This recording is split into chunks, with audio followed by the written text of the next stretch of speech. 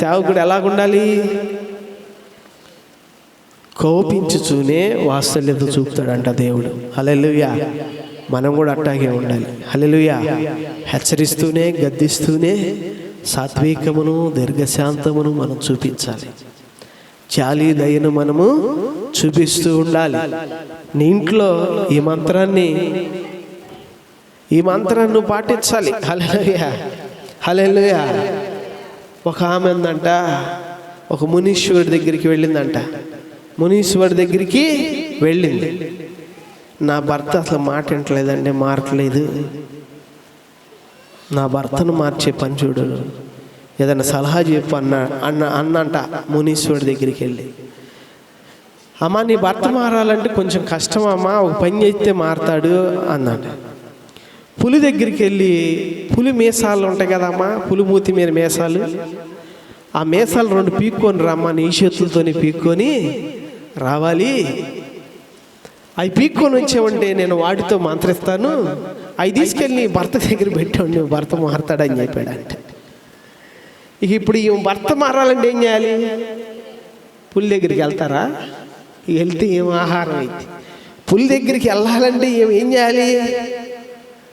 దానితో ఎంతో కాలం ప్రాక్టీస్ చేయాలి, మచ్చిక చేసుకోవాలి, స్నేహం చేయాలి దాన్ని బాగా. ఏమండి, దానికి అయి పెట్టి ఈ పెట్టి నేను హానికరణ కాదు, నువ్వు నాకు హానిగా మారకూడదని ఎంతో కాలం దాన్ని బాగా ఇచ్చేస్తే కానీ అది. గమనించండి ప్రియమైన దేవుని బిడ్డలారా, ఎట్టేళ్ళకి 1 సంవత్సరం తర్వాత ఆ ఎంటుకలు తీసుకొని వెళ్ళిందంట. ఆ ఎంటుకలు తీసుకొని వెళ్ళింది. పాపం భర్తను మార్చుకోవాలని పట్టుదల.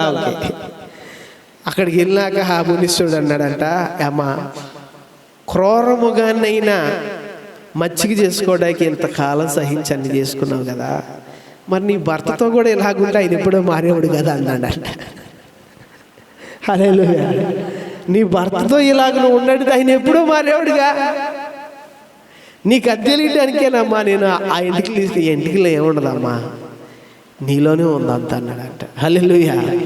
గమనించండి ప్రియమైన దేవుని బిడ్డ, ఈరోజు మనం కూడా అంతే, ఏ చేస్తూ ఉంటాం అవన్నీ అనవసరం. ఇక ఈ మంచి లక్షణాలతో మనం ఉండాలి. ఇంట్లో సాత్వికంతో దీర్ఘశాంతంతో మనం ఉండాలి. ఏమండి, జాలి దయగలిగిన వినయం కలిగిన వారికి మనం ఈ మంచి గుణ లక్షణాలే ఈ లోకంలో నీకు ఒక మంచి వ్యక్తిత్వాన్ని ఇస్తాయి. దుర్మార్గులు సైతం చేతులు ఎత్తి దండం పెట్టేలా నీ చేస్తాయి.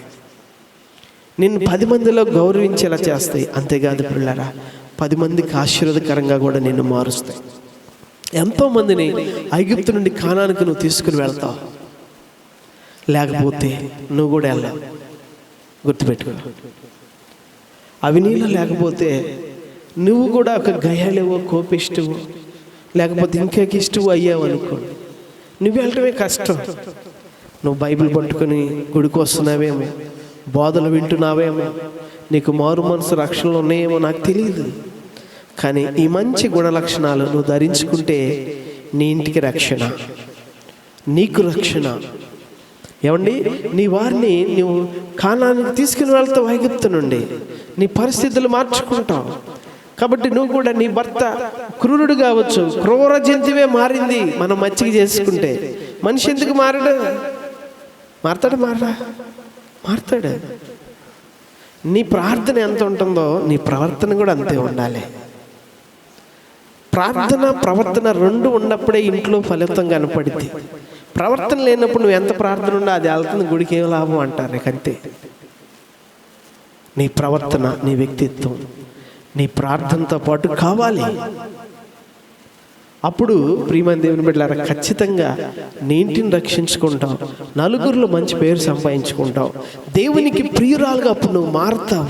దేవుని యొక్క మహిమ నీ ద్వారా అన్ని జనులకు తెలియజేయబడితే ఆశీర్వాదకరంగా నీవు మార్చబడతావు. ప్రియులారా, ఈ వాక్యం విన్నా మీరు ఆలోచన చేయండి, మిమ్మల్ని మీరు పరీక్షించండి. ఇలాగా మీరు నడుచుకోగలిగితే అది గొప్ప దీవెన, అది దేవునికి మహిమకరం. తల వంచండి, ప్రార్థన చేసుకుందాం. దేవుడి వాక్యాన్ని దీవించును గాక. ఆమేన్.